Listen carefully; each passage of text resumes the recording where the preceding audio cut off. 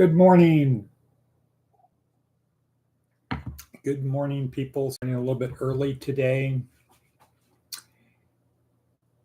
It is Tuesday, May 21st, 2021. Wait. Cut. It's May 21st, 2024, Tuesday. It's about 6 o'clock, just before 6. Here we are in wonderful southwestern Nevada in Pahrump or Pahrumpertucky, you choose. Our goal is to help you navigate your journey through life. My name is Dept of This is Department of Career Services. And here we go, another day. This is week 1, day 2 of our 4-week neuroscience-oriented path to success, approach to success. Okay, that's it. Okay. Waiting, kind of expecting people to jump on a little bit early. People are like, what? I'm having my coffee right now, man. What's up, man? Having my coffee. Okay, well, anyway, today's Tuesday. We go to Vegas today. A lot of big things happening today. And as I said, this is day 2 of our 4-week neuroscience-oriented approach to success. So I'm waiting for people to join in. Just give a brief intro. This is a 4 transformation program where we focus on holistically the things that you need to do to move through life. Really, every other transformational program you talk about deals on 1 or 2 things. A lot of it is spiritual. A lot of things that are spiritual also talk about physical. You need to take care of your body is a temple, etc. And some talk about mental, emotional. So you have spiritual, physical, and emotional. Focus on your emotions. Don't lose control of your emotions. Or if you focus on the spiritual and physical, the emotional will follow. It's not always necessarily the case. And then the 4th is mental, learning. Always be learning. So you have a lot of programs that focus on learning, and the learning might also talk a little bit about the physical, but rarely any spiritual. So we've got all 4 of those things covered: physical, mental, emotional, and spiritual. And the physical is fitness and health. You got to be physically fit and healthy. Good morning, Carla. You have to be physically fit and healthy, which means healthy is do not ingest things that are not good for your health. Don't do things that are going to damage your brain or your body, because you want to have this thing last as long as possible. Why go 80 years if you can go 100? Why go 100 if you can go 120? Focus on doing the things you can do to maximize your physical well-being. And that has to do with fitness. Don't ingest things regularly that are not good for your health. Okay, so fitness and health, that's the physical. Mental, always be learning. ABC, always, A, always B, C, learning. Always be learning, as we got from Glengarry Glen Ross, or Santa's Elves from Saturday Night Live with Alec Baldwin. Always be learning. Things are changing ever faster. Ever faster. I think I saw a little video that the amount of change over 100 years from 1800 to 1900 to 1999 or to 2000. Here's the amount of things that changed. Well, that changed in about 10 years in the year 2000. So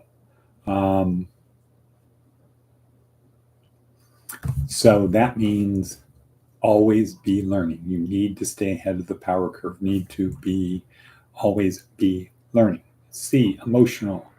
If you can't control your emotions, don't worry, someone else will, and they'll probably take you out of the game. So you got to control your emotions. It's not that important.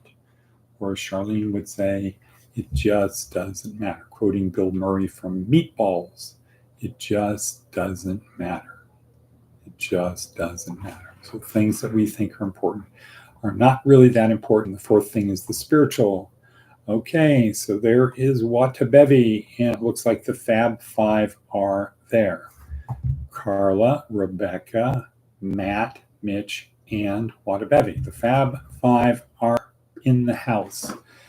Okay, good. Good on ya, people. Good to hear you. And how was your Sunday? How was your weekend, Watabevi, in West Virginia? Not West Virginia, it's Virginia. How was that? Woohoo. Okay, cool. Mitch, do we have any of those UPS bags, sealed bags? There's a new procedure with the UA lab.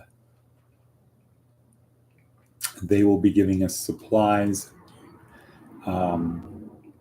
It's going to be a little bit of a totally different thing. Carla Chambers, totally awesome time at the park. Okay. So Watabevi says, so good. The weekend was so good. Okay, cool. All right, well, we're 6:24 in. It's 6:04. The next 4 weeks, we're really going to focus on the neuroscience-oriented approach to success. Video 1.2, Jordan Peterson, the importance of IQ. So generally, I think what I'm going to do in these days is have a quick talk about that, try to get people to watch the video before class, try to have some people use the Chromebooks to watch the video so they can go at their own pace. Not really sure what that means for some of the people, Isaiah, Brian, and Frankie. Might take too long to get them to do it, but we can certainly try with Isaiah to see if he can get his Chromebook going, because he'll be able to take better notes that way. And maybe Brian, who knows? Maybe each of you take one person, like maybe Frank, get his Chromebook set up. Somebody take Brian, and some Isaiah get their Chromebook set up with the video. Okay, here you go. Push the space bar to pause and push the space bar again to start. Get their videos all set up for them to go so people can be watching at their own pace and taking better notes. So let's try to head in that direction. And that's number 1 and 2. Okay, so I'm thinking what we're going to do is talk a little bit about the video of the day, get to kind of like how it fits in. Not so much the video itself, but how the video fits into a neuroscience-oriented approach to success. And with that intro, today's TED Talk, and it's in quotes, it's the TED Talk section, it's the learning section. It's not necessarily a TED Talk. But today's TED Talk is Jordan Peterson talking about IQ, the importance of IQ when it comes to work. So, first thing, statement of fact. Every job has an IQ range where your IQ has to be at least here. And we know from the video there is no job. Matt's birthday is today. Well, happy birthday, Matt. Wow. So Matt, Mitch, someone else had a birthday in May. Sophie had a birthday in May. Wow. I have to do something special. Matt took me out to dinner last night where we shared a nice pepperoni pizza at Carmelo's. Free shout out to Carmelo's. Good pizza, people. Okay. So, IQ. Every job has an IQ range. We know there is no job, from watching this video, there's no job where the IQ is less than 87. Okay, why? Because the Army won't take anybody who has an IQ of less than 87. Why? Because they can't figure out anything that they can do competently. So if the Army can't find anything for somebody with an IQ of less than 87 to do, that means no employer in the real world is going to do that either. So 87 is the bottom. And depending upon the job, So if the IQ is 87, the minimum IQ is 87, the job high is probably really low 90s. And then if you go higher, you might have an IQ of 100 to something else. What he says about attorneys, the minimum IQ to be an attorney is 116, and it could go really, these guys like Donald Trump's lawyers, President Trump's lawyers, extremely smart people. Could be brain surgeons if they wanted. They chose to be lawyers. So every job has an IQ range, a minimum and a maximum. If your IQ is near the bottom, the job is going to look really, really hard. Your coworkers are going to think of you as really bad. You're going to come home from work not happy because it's so hard.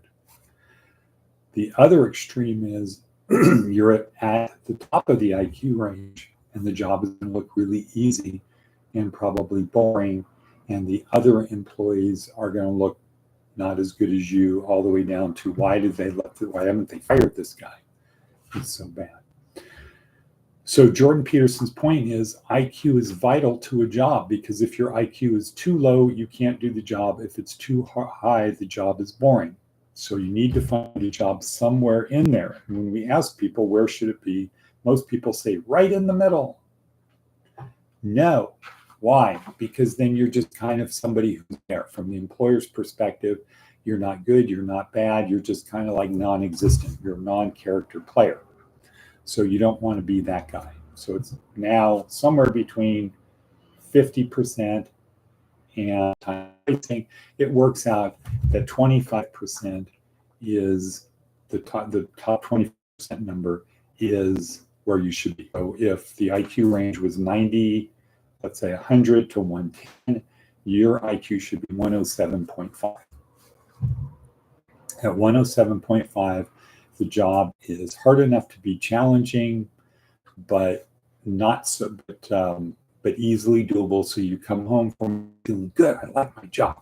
So it's challenging, but it's not too challenging, and it's in that Goldilocks zone. So the Goldilocks zone is the 25 percentile. That's what you need. If you find that it's too easy, you need to either get a promotion, struggle to get a promotion, go say to your boss, look, this is too easy. My IQ, the fact is my IQ is too high, and either one of two things is going to happen. Either I have to get more difficult tasks, more challenging tasks to do, or like me as an employee, put me on a path where I can learn more and produce more for you. And if you have a good employer, they're going to say, wow, let me think about what we can do. They'll go to their boss and say, hey, we got somebody who's smart, who is articulate, and they pointed out that the job is not challenging enough for them, and put them on a path so they can learn more. Otherwise, you're saying, at some point in time, they're going to go somewhere else where it is more challenging, better, etc. So, IQ. IQ is vital. What do we need to do? We need to know our IQ. Now, a lot of people take these IQ tests, and our people took them on the internet. So here's the thing about the Wonderlic test, which we have, that Sophie used to administer. You only have 12 minutes to answer 50 questions. So most people do untimed IQ tests, and it's a whole different ballgame if you have more than 12 minutes, or kind of like unlimited time to figure it out, because most people can get a really, really high score if time is not a factor. But when you have 15 seconds to answer every question, it gets much more difficult. And if you're not used to taking tests, like if you haven't been in school taking tests, it's really hard to have time management. So it's not uncommon. In fact, it is the norm that a typical person who is not used to taking tests, who didn't graduate from high school or college, that they get like 10 questions answered, 12 questions answered. They take a minute per question out of 50. And even though we give them as much help as we can to try to coach them, okay, go through the thing first. Look for the questions that are yes, no, A, B, because you got a 50-50 chance. Then look for these kind of questions. Then look for those.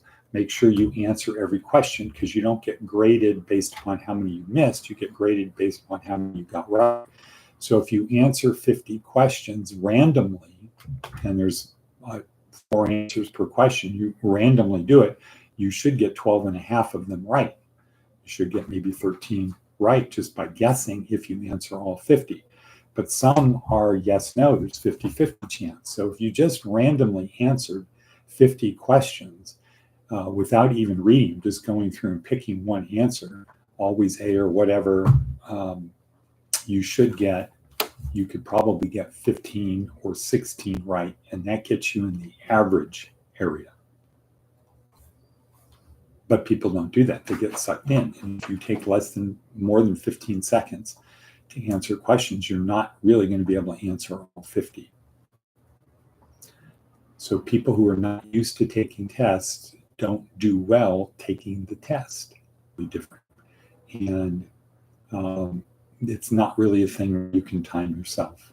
Also, when you're doing it online versus you have it on paper where you can flip back and forth, it's not the same. You can't, in your brain, picture these all 50 questions and this one is here and that one is there. It's so, the Wonderlic test is not easy. And I think whatever you agree, we stopped kind of doing it because people went into the test thinking they had a high IQ because when they were young, somebody said you're a genius, man. And then they dropped out of school because school was too boring for them. School was too boring, so they dropped out. And now they take a test remembering when they were young. Somebody said, man, you've got 100 million IQ. You've got a 2 million IQ, 200 IQ. You're really a genius. And then they take the test and they find out they're in the 80s. Remember, on this thing, Jordan Peterson talks about crystallized versus fluid IQ. And the fluid IQ is what you have retained, what you know. And an IQ test, it's a sampling of what you should know and extrapolates out of that to say, here's your IQ. So like it's the analogy of a bucket. And by high school, the bucket should be filled to this line. That line is the perfect SAT score. Some people are way above that line, but the perfect SAT score is this line, and that's what you should know. That is crystallized IQ, not fluid. It's not figure out how to build a fire when you have these particular tools with you. It's not that. It's not figuring things out. It's remembering patterns or processes, procedures, how to do things, picking out where, having a vocabulary of words, seeing the letters randomly arranged, and figure out, oh, if I put them in this order, here's the word, or here's a pattern of numbers. The next one is this. It's knowing, remembering those type of patterns, how to do them.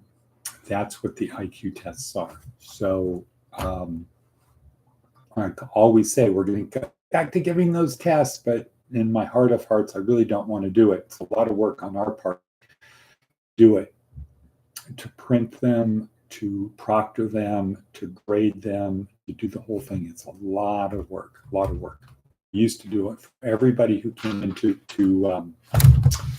Casa Grande for about 6 months, everybody that came in.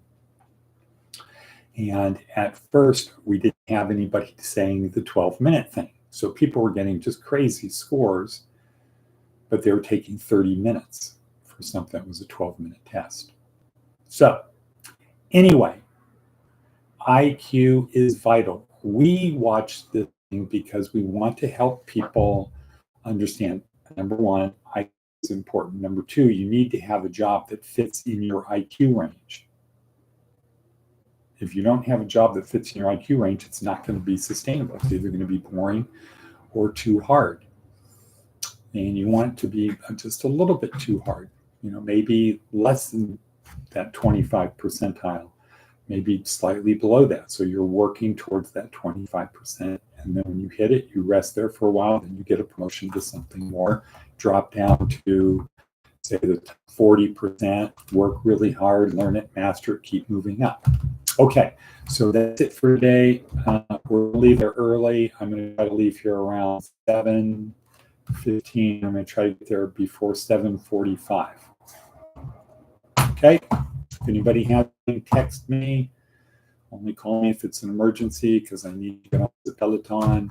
And I am now pushing for a sustained heart rate of about 150 for 20 minutes.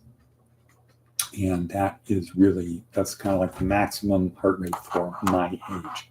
Okay, so anyway, that's it. Shalom, people. Shivas and shalom. Don't forget the Shivas. Happy birthday, Matticus von Atticus.